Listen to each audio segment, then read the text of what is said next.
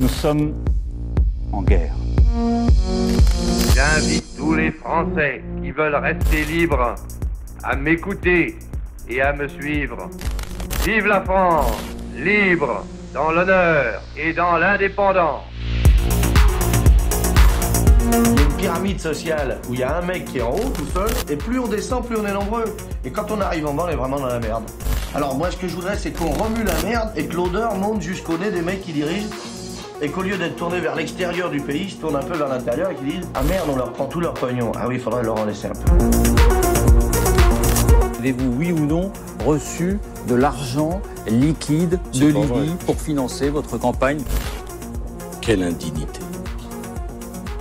Nous sommes sur le service public, c'est une honte. Évidemment, votre téléphone est sur écoute. Vous y pensez quand vous téléphonez? Oui, naturellement, ça devient, comment dirais-je, intégré dans votre personnalité. Mais si on n'a rien à cacher, il ne faut pas avoir peur.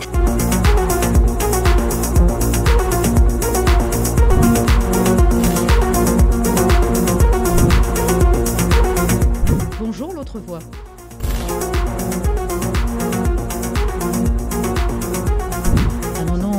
J'allais dire que les mots sont peut-être même pas suffisamment forts parce que... Alors, il y a eu plusieurs temps. Il y a le tout début de la crise. On est en mars 2020 et en fait, comme j'étais en contact avec énormément de confrères dans l'Est de la France, confrères qui avaient soigné des patients atteints de pneumopathie. On n'avait pas mis le nom Covid dessus et ces médecins, à partir de l'automne 2019, parce que dans l'Est de la France, c'était septembre, octobre, novembre 2019, mes confrères ont soigné. Donc en fait, quand la crise a commencé, en toute bonne foi, j'ai expliqué ce qui se passait dans mon territoire, dans ma circonscription. On en parlait assez ouvertement en commission des affaires sociales. Olivier Véran n'était pas encore ministre et c'était des faits que j'apportais. Donc là, c'était encore... il n'y avait pas forcément de dialogue, mais je ne me sentais pas à ce point pointé du doigt. Et c'est venu très très vite, en fait, à la fois ce qui s'est passé au sein même de l'Assemblée nationale, au sein de l'hémicycle. Quand je prenais la parole, c'était relayé en permanence dans la presse, dans les médias. Tout au début, j'avais été invitée encore sur BFM, CNews. On était confinés à ce moment-là, donc c'était des interviews en visio, mais c'était des interviews de faire valoir de la politique gouvernementale. C'est-à-dire qu'on ne me laissait jamais expliquer, on me coupait la parole en permanence, et très vite, j'étais le vilain petit canard, mais dont il fallait mettre la tête sous l'eau, c'est-à-dire qu'il fallait m'empêcher de parler, et j'étais stigmatisée par des insultes, par des adjectifs divers et variés. Et c'était d'une très grande violence. Mais moi, je n'ai absolument pas compris à ce moment-là qu'il y avait ce jeu réel des officines, parce que ces officines, maintenant on le sait, il y a des choses qui apparaissent où l'AFP passe des contrats avec quelques personnes qui doivent faire tomber des têtes. Péronne était sur la liste, mon confrère, mais il y en avait énormément d'autres. J'en faisais partie.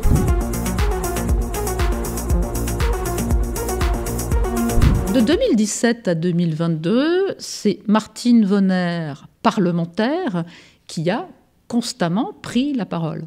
Bien sûr, je suis médecin, mais je suis médecin dans la vie privée. J'aurais pu être, je sais pas quoi, boulangère, plombière, je ne sais quoi. Je suis médecin, mais j'ai presque envie de dire, cela ne regarde personne.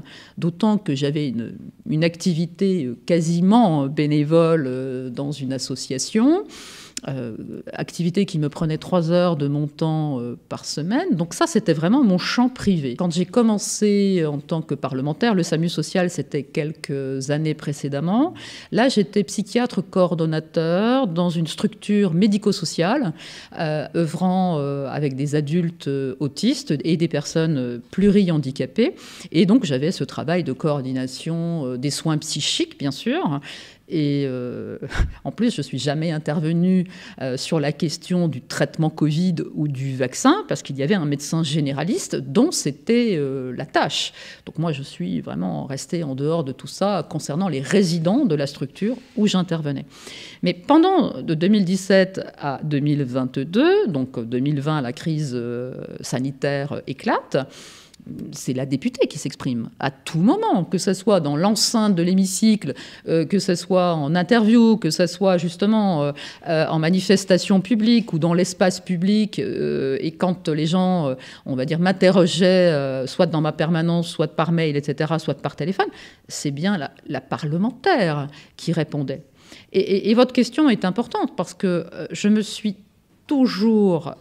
pour moi, c'était très attentif. Enfin, très important, très important. Et j'étais toujours très attentive à cette libre expression, parce que ce n'était pas que mes idées. Bien sûr, j'ai lu énormément d'articles scientifiques. Il y avait en effet tout ce qui s'était passé dans l'Est de la France. Mais beaucoup de citoyens venaient vers moi en disant « Mais on ne comprend pas ce qui se passe dans l'hémicycle. Il n'y a aucun débat. On nous dit qu'il n'y a pas de traitement. On nous dit qu'il faut rester à la maison. Mais c'est du jamais vu pendant une épidémie. Pourquoi on n'a pas le droit de sortir et d'aller voir notre médecin? Qu'est-ce qui se passe en France?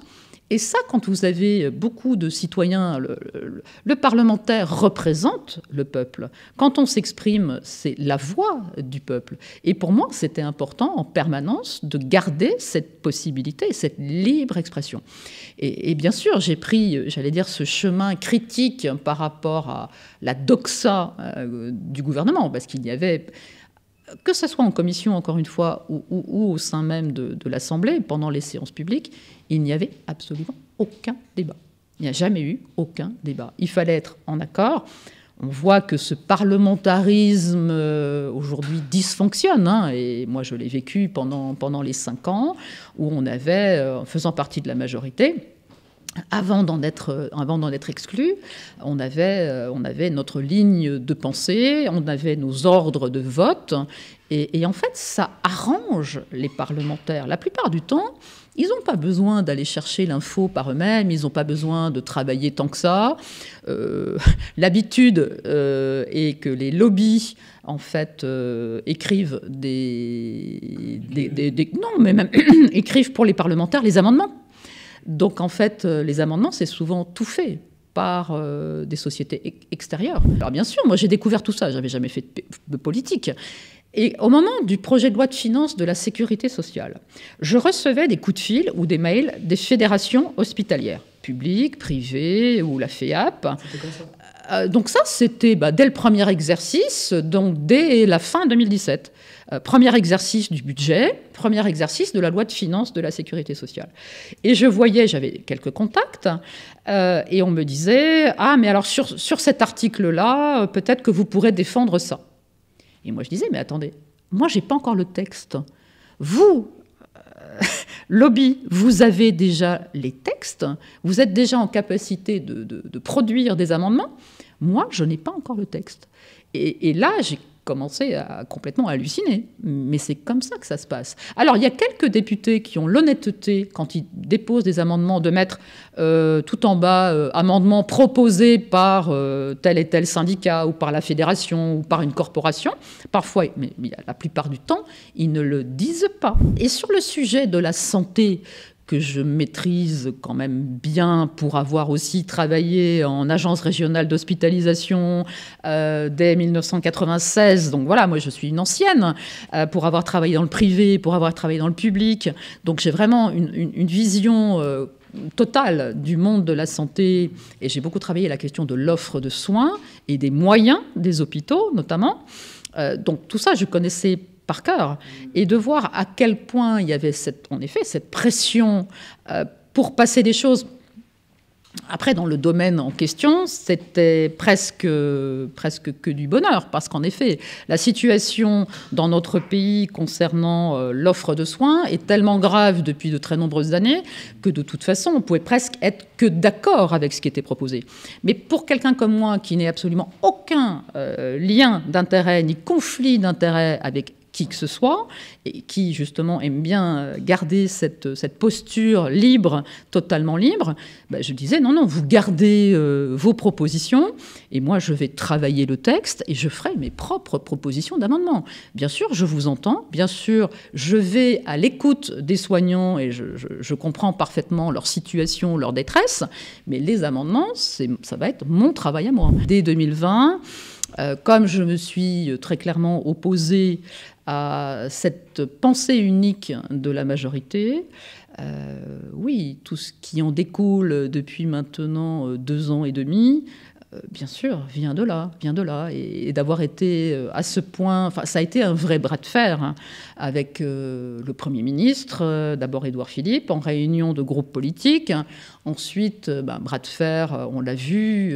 vous en avez tous été témoins pendant les séances publiques avec le ministre de la Santé, Olivier Véran, qui s'est quand même permis à de multiples reprises de m'insulter au sein même et de me menacer, beaucoup plus grave, de me menacer au sein même de l'hémicycle.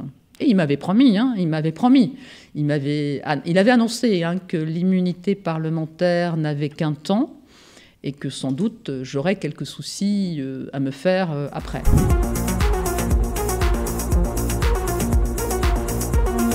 Mais c'est profondément pervers. C'est choquant. D'abord, c'est complètement choquant parce qu'on attend de la part de...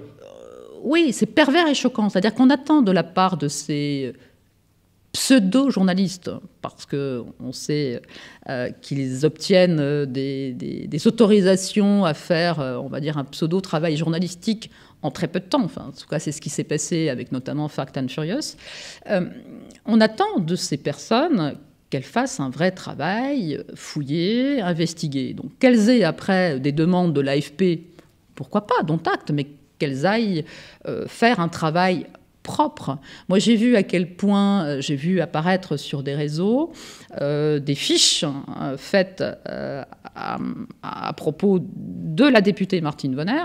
Enfin, j'ai une famille, les bras m'en sont tombés. Enfin, j'étais considérée tout au début de mon mandat comme venant plutôt de l'aile gauche, parce que je défendais, on va dire, une politique sociale. Je me suis retrouvée brutalement stigmatisée comme une fasciste d'extrême droite, anti-vax, complotiste. Enfin, voilà, la liste est longue de tous les qualificatifs. Que ce soit ma fiche Wikipédia. Alors après, j'ai même pas envie de faire de la publicité à tous les sites de fact-checking. Mais ce qui est extrêmement grave, c'est que, notamment dans, on va dire, ce qui s'est passé, on va peut-être revenir en détail, on va dire, sur la façon dont ils ont jugé mon travail, je parle de mes confrères de l'Ordre des médecins, ils se sont appuyés sur ce type d'article. Ils se sont appuyés sur un article de la presse quotidienne régionale, pour ne pas les nommer les dernières nouvelles d'Alsace. Ils se sont appuyés sur d'autres articles. Donc en fait, ça a payé pour la partie adverse, mais à mes dépens. Je pèse mes mots parce qu'on est face à des techniques de manipulation.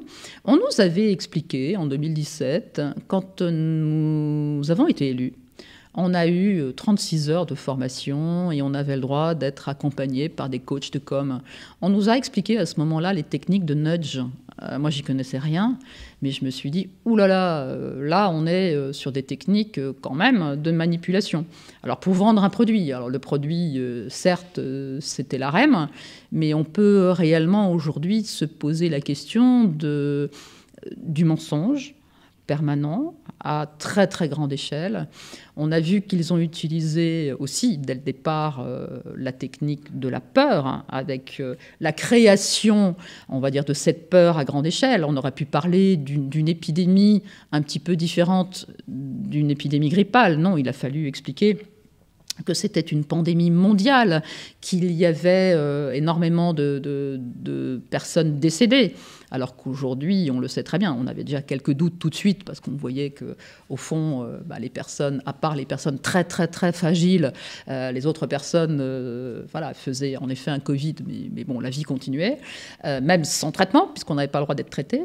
Mais par rapport à ça, justement, cette manipulation de dire vous allez tous mourir, mais attention, nous, l'État, on est là pour vous sauver, on est là pour vous accompagner, pour vous faire du bien, et on a déjà la solution. Parce que ne pas oublier que la première fois qu'Emmanuel Macron, le président, a parlé de vaccins, c'était déjà en avril 2020.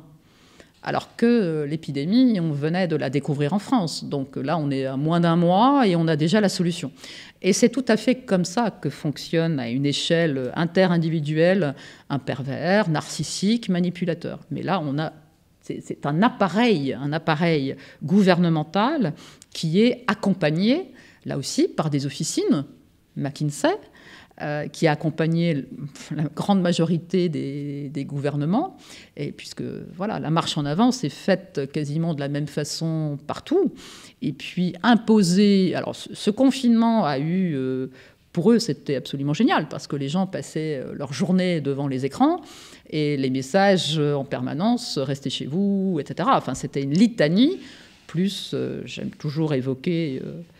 Monsieur Salomon qui venait tous les soirs en croque-mort nous dénombrer le nombre de personnes décédées, hospitalisées, décédées. Enfin, c'était du délire, c'était vraiment du délire.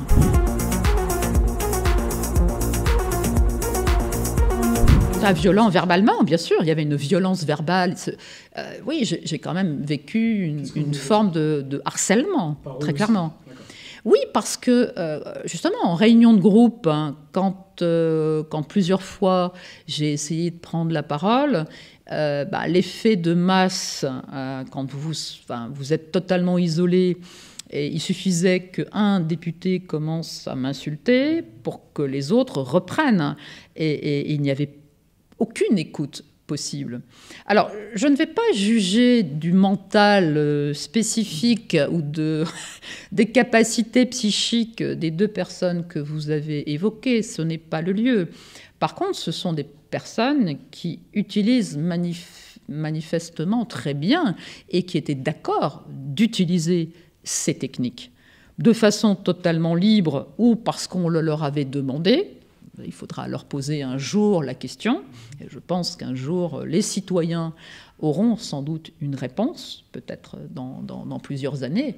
Mais toujours est-il qu'en effet, ils étaient tous en phase pour avancer de la même façon. Et à aucun moment, il y a eu de doute. Celle qui peut-être a laissé entrepercevoir qu'elle n'était pas forcément dupe sur toute la ligne, c'est Agnès Buzyn. Et elle a été écartée. Agnès Buzyn, on lui a demandé d'aller au municipal de Paris. On avait eu plusieurs réunions, elle était venue en commission des affaires sociales, et je pense qu'elle, de bonne foi en tout cas, nous avait évoqué qu'il y avait des plans, mais qui existaient depuis très longtemps, des plans blancs, etc. Et on pouvait très bien gérer une épidémie en France. Et je pense qu'elle n'aurait pas été forcément d'accord d'aller sur cette stratégie du zéro traitement et attendons le vaccin. Donc elle a été éloignée, mise de côté. Bon, là, elle fait des allées-venues par rapport à l'OMS, on ne comprendra pas très bien. Bon, maintenant, elle est casée, je crois, au Conseil d'État, comme beaucoup.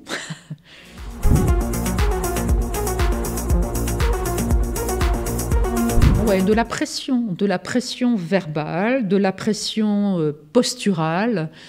Combien de fois, j'ai vu des ricanements, j'ai vu des regards complices. Dans l'hémicycle, on me disait, mais franchement, pardon, je vais être vulgaire, ferme-la. Combien de fois on m'a dit, ferme-la. Parce que là, il n'y a pas longtemps, il y a Olivier Servat, je crois, qui s'est un petit peu énervé et qui a eu des mots qui ont sans doute un peu dépassé sa pensée, mais quand on est sous pression comme ça et qu'on n'arrive pas à s'exprimer, il faut savoir qu'un député, voilà, le temps de parole est souvent très très court, c'est 2 minutes. Quand on veut défendre une idée, c'est 2 minutes. Régulièrement, moi, on me coupait même le micro avant. Donc c'est très compliqué. Il y a eu des moments très, très durs. Je ne suis pas superwoman. Voilà, je suis une femme. Alors, bien sûr, j'ai déjà un âge certain, donc j'ai un parcours professionnel derrière moi. Donc, j'ai déjà vécu des choses difficiles dans mes vies professionnelles. J'ai déjà dû prendre des décisions, parfois compliquées, quand on est médecin, quand on dirige des équipes, parce que j'en ai dirigé beaucoup. c'est parfois compliqué. Donc sur la partie, on va dire, je tiens ma ligne, etc., et je défends mes idées, il n'y avait aucun problème. Par contre, je n'avais jamais vécu cette forme d'isolement et cette pression permanente. Donc ça m'est arrivé, oui, plein de fois de craquer complètement. Je suis bien entourée et ça m'a permis de tenir. Et jusqu'à créer, donc, sur les demandes, enfin sur les conseils des forces de l'ordre, aussi bizarre que ça puisse paraître, j'ai créé mon parti politique pour me protéger. Aussi, c'est une forme de protection.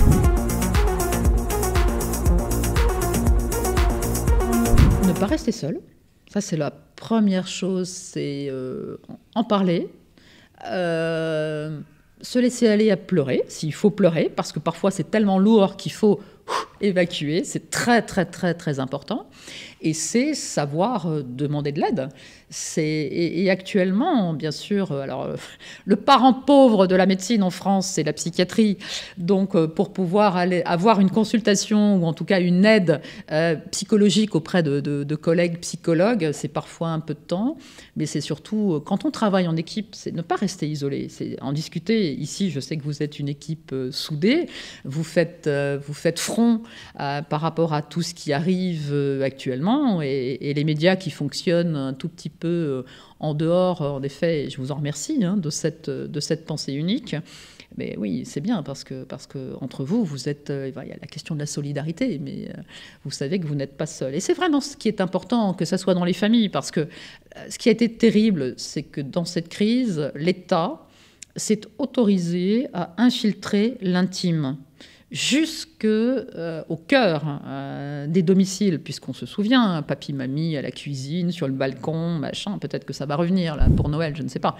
Mais et rentrer comme ça de façon aussi, là aussi, cette effraction dans l'intime, ça bouscule les émotions et ça peut déstabiliser énormément de gens. Et il y a des familles totalement fracturées, il y a des couples fracturés. Il y a eu après la question de l'injection anti-Covid pour les enfants, les adolescents. Donc il y a vraiment des couples qui se sont séparés. Mais c'est la main de l'État et du gouvernement qui a été jusque-là, et c'est terrible. Et des personnes qui n'ont pas cette capacité d'en parler, qui n'ont pas cette capacité de prendre du recul, peuvent être vraiment mises à mal. Et puis j'aimerais, dès qu'actuellement j'ai un micro, je parle toujours de tous ces professionnels suspendus qui n'ont plus le droit d'exercer. Et là aussi, c'est d'une violence extrême, c'est du jamais vu. Alors maintenant, en plus, on est le seul pays au monde à garder cette obligation vaccinale pour les pompiers, les soignants, les gendarmes. Donc c'est inédit. Il y a tous les professionnels administratifs qui sont dans ces structures, mais parfois même pas du tout en contact avec des patients. Ils sont rangés à la même enseigne, y compris par exemple les psychologues de l'éducation nationale, alors que les professeurs des écoles ou etc., des collèges et autres n'ont pas cette obligation vaccinale. Donc en plus c'est extrêmement, comme les règles changent en permanence et ont changé en permanence. Qui aurait cru qu'un jour on se signe nous-mêmes des Ausweis, pardon de le dire comme ça, pour avoir l'autorisation de sortir. Enfin, on nous aurait dit ça il y a quelques années, on nous aurait dit mais attendez, mais vous êtes dingue, jamais on fera ça. Si, la population l'a fait. Et pareil, de porter le masque, alors qu'aujourd'hui, moi je cherche toujours l'étude qui démontrera que le masque sert à quelque chose.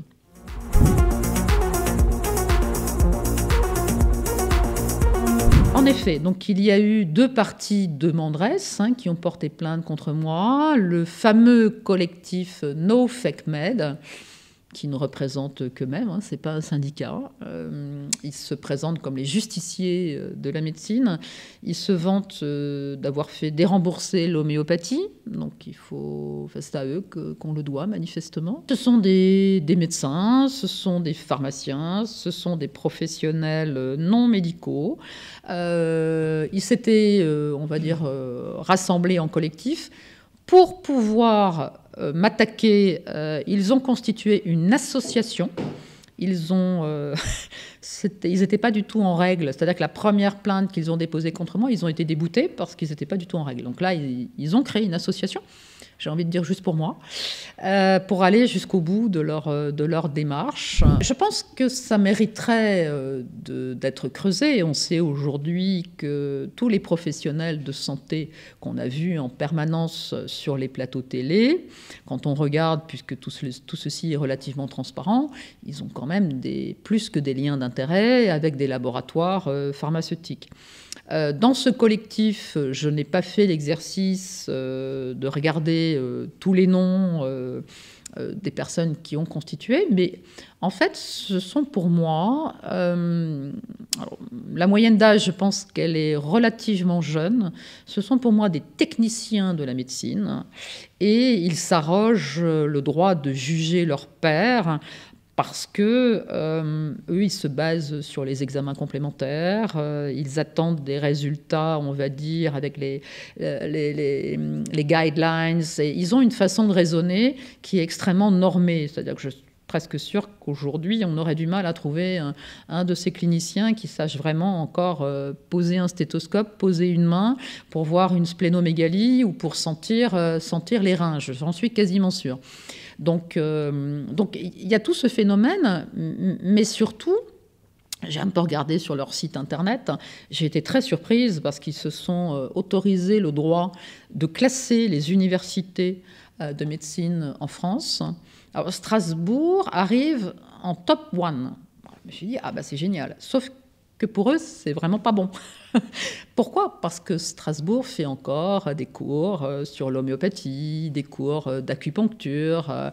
Et donc ça, pour eux, c'est extrêmement choquant. Donc il faut éliminer tout ça. Et donc, je ne sais pas si le doyen de la faculté de médecine de Strasbourg a déjà regardé sur ce site, mais ça serait intéressant pour lui peut-être même de dire, mais attendez, mais qui êtes-vous pour pouvoir juger et sur quels critères ? Enfin, en fait, ils mettent en place eux-mêmes les critères de jugement. Donc, c'est un peu... Bref.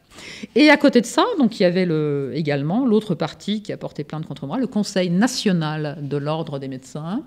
Mais en effet, il n'y a eu absolument aucune conciliation. Normalement, les médecins sont invités au niveau du conseil départemental pour discuter. Moi, je n'ai pas eu le droit à ça. C'est la chambre disciplinaire régionale du Grand Est. Donc en effet, par département, il y a des conseils départementaux et après, au niveau régional, il y a une chambre disciplinaire.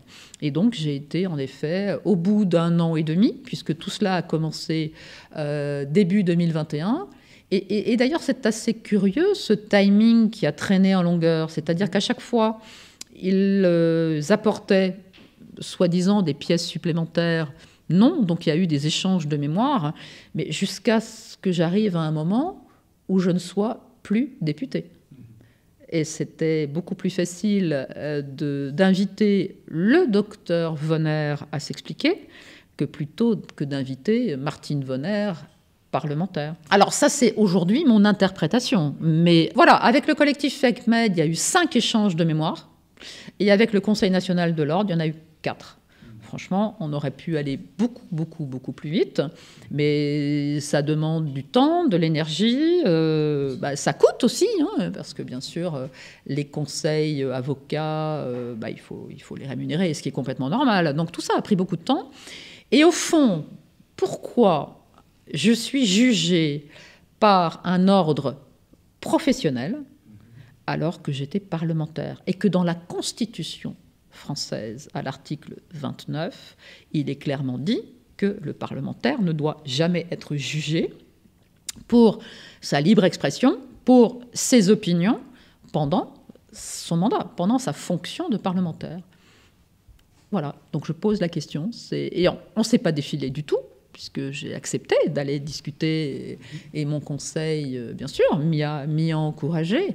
Mais je crois d'ailleurs, j'imagine peut-être même que le ministre de la Santé, qui est aujourd'hui porte-parole de ce gouvernement, peut-être que lui est déçu du fait que je n'ai pris qu'1 an de suspension. J'imagine, puisque là, il n'y a pas longtemps, il y a un confrère justement du CHU de Strasbourg qui a été définitivement radié. Peut-être qu'ils auraient voulu me manger à la même sauce.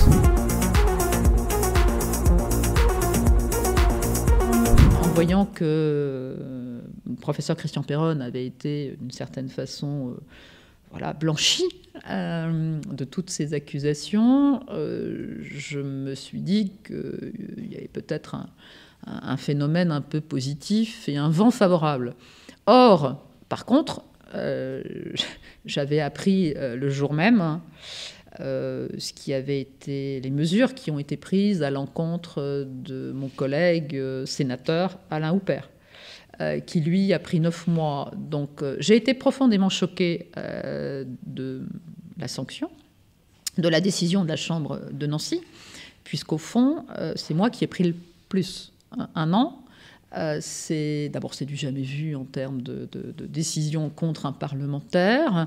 Et puis, on ne va pas faire du sexisme à 2 balles, mais je pense que le fait que je sois une femme et que j'ose m'exprimer de cette façon-là doit avoir quelques conséquences, surtout vis-à-vis, peut-être de certains mâles de l'hémicycle qui n'ont pas apprécié que je leur tienne tête. Mais bon, ça c'est... Bon, je n'ai aucune preuve, bien sûr, de ce que je dis, mais je ne comprends toujours pas pourquoi j'ai pris 1 an d'interdiction d'exercer mon métier. Concernant cette sanction, cette suspension, donc bien sûr, je fais appel. Donc, et l'appel est suspensif. Donc, voilà.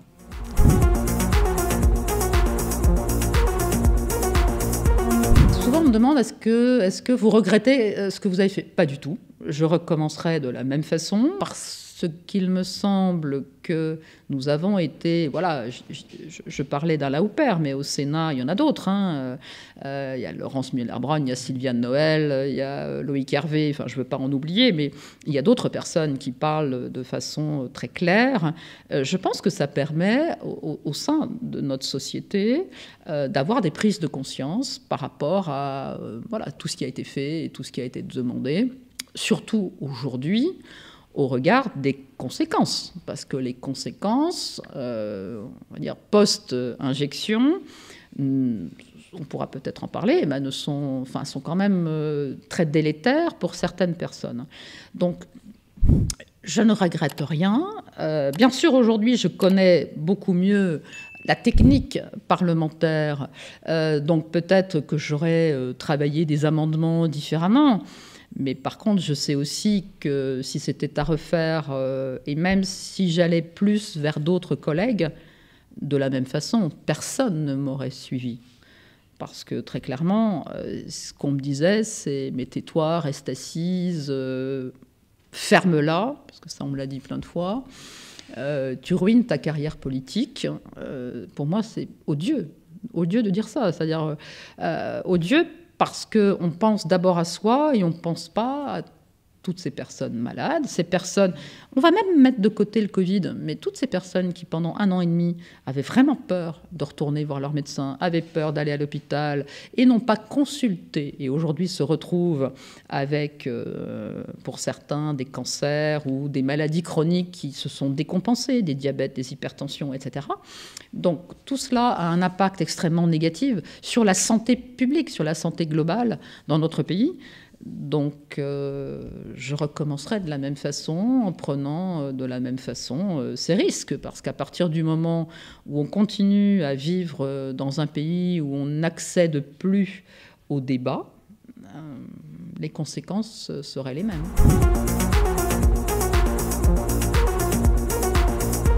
Bien sûr, on peut toujours mieux faire, et certaines personnes commencent seulement à comprendre ce qui s'est passé, commencent à comprendre que l'État ne leur voulait pas forcément du bien, commencent à comprendre en voyant en plus l'impact économique, parce que certes, il y a la question de la santé, mais aujourd'hui, l'impact économique sur les petites et moyennes entreprises, il y avait les prêts garantis par l'État, il y a eu le quoi qu'il en coûte, il y a eu cette planche à billets qui n'a pas arrêté de tourner.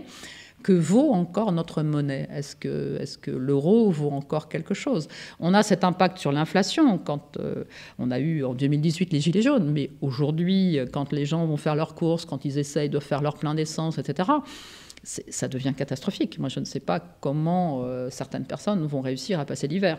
Donc oui, peut-être qu'on n'en a pas fait assez pour alerter et pour prévenir et pour dire je l'ai dit plusieurs fois et dès le début, qu'on allait dans le mur. Et pour moi, en fait, c'est 2008, c'est la crise grecque. J'avais toujours cet exemple en tête de ce qui s'est passé en Grèce et c'est ce qui est en train d'arriver là maintenant chez nous, à une échelle puissance beaucoup plus importante.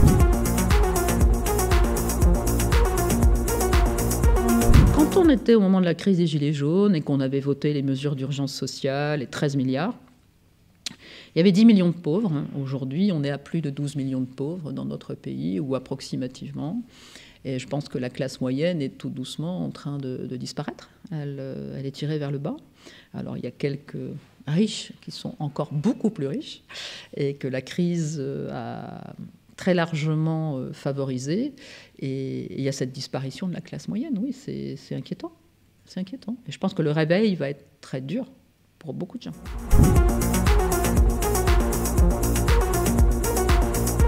C'est la première fois qu'il y a autant de confrères convoqués. Et ça voudrait dire que brutalement, il y a une épidémie, une espèce de folie douce chez les médecins qui auraient tous enfreint le code de déontologie. Alors qu'on a toujours eu le droit de prescrire des molécules, même en dehors de l'autorisation de mise sur le marché, en prenant cette responsabilité. Donc là, on sent bien... Et bon, je ne sais pas, moi je n'avais pas cette connaissance que c'était la sécurité sociale peut-être qui, bon, c'est facile pour eux d'analyser les prescriptions et de faire des signalements. C'est peut-être cela. J'ai un souvenir qu'au sein du collectif Laissons les médecins prescrire, à un moment nous avions partagé sur les réseaux la liste des professionnels de santé pour que les personnes sachent vers qui se tourner pour être soignées. Et rapidement, nous avions dû supprimer cette liste, puisqu'en fait, c'était très simple de cibler les professionnels et d'aller, en effet, les convoquer à l'ordre des médecins. Donc ça a été, on a tout de suite remarqué que voilà, s'il y avait une vraie dénonciation possible, ce qui me choque vraiment très ouvertement. C'est vrai que là, je me suis un petit peu attardée à relire l'historique de la création justement de l'ordre des médecins, 1940, dans un état vichiste, et avec, bien sûr, il y a eu des tas de médecins qui ont d'ailleurs refusé les consignes et qui se sont retrouvés dans des situations absolument terribles, même dans des camps de travail ou des camps de concentration, parce qu'ils n'avaient pas accepté de dénoncer, etc. Mais il y a quand même eu, au départ, cette idée que de permettre uniquement aux médecins qui étaient dans une forme de conformisme et qui allaient à l'encontre de certaines pratiques considérées comme étant libérales, qui étaient effectuées par des médecins étrangers. Mais derrière le mot « étranger », il y avait bien évidemment les médecins juifs. Et il y a des écrits tout à fait intéressants, notamment de Paxton, que je commence à relire. Et ça éclaire un petit peu ce qui se passe aujourd'hui. C'est-à-dire que l'ordre des médecins est un appareil qui est utilisé par le gouvernement pour sanctionner, en effet, des médecins qui ne jugent pas leurs confrères, qui, par contre, en leur âme et conscience, continuent à pratiquer la médecine avec leurs patients, parce qu'au fond, ce qui est le plus intéressant, c'est ce qui se joue dans l'intimité de cette relation très personnelle entre un patient et son médecin. Voilà, et cette confiance que le patient peut avoir avec son médecin, et le médecin qui connaît le patient et qui sait ce qu'il peut lui prescrire ou pas. Et quel que soit, j'allais dire, le niveau de la science, et en pleine épidémie, il faut soigner. Il ne faut pas attendre les bras croisés et que la personne soit dans une situation de grande difficulté, comme on a pu le voir à de nombreuses reprises depuis ces 2 dernières années.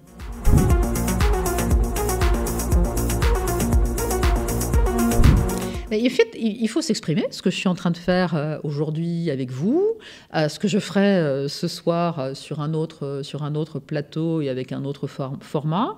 Il y a dans le cadre, en effet, de mon parti politique, Ensemble pour les libertés, énormément d'actions menées auprès de la population. Au-delà, bien sûr, les manifestations, il n'y en a plus tellement, parce que bon, les gens sont un petit peu lassés. Les manifestations ont eu leur impact à un moment donné, mais aujourd'hui, c'est une autre voie qu'il faut prendre pour continuer à expliquer ce qui se passe et à interroger. C'est-à-dire que moi, je dis toujours aux gens qui m'entourent, aux adhérents, aux bénévoles, etc., je dis, il ne faut pas culpabiliser, il ne faut pas aller faire peur aux personnes qui ont été prendre un vaccin, 2 vaccins, enfin une injection, 2 injections, le booster, etc. Non, mais c'est aujourd'hui leur faire se questionner simplement sur le fait que, voilà, même injecté, vous faites quand même le Covid.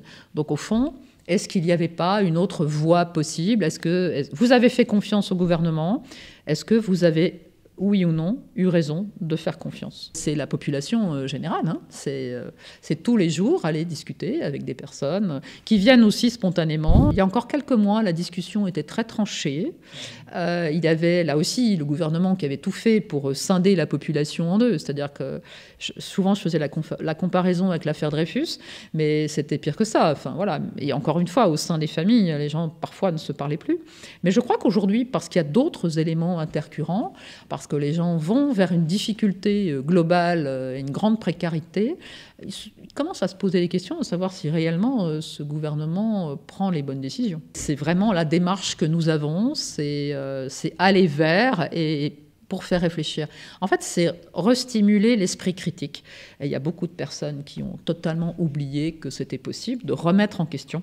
Et c'est ça qu'il faut faire. Mais ce qui est sûr, c'est qu'en m'attaquant de façon aussi frontale, et franchement, là, les citoyens sont extrêmement choqués.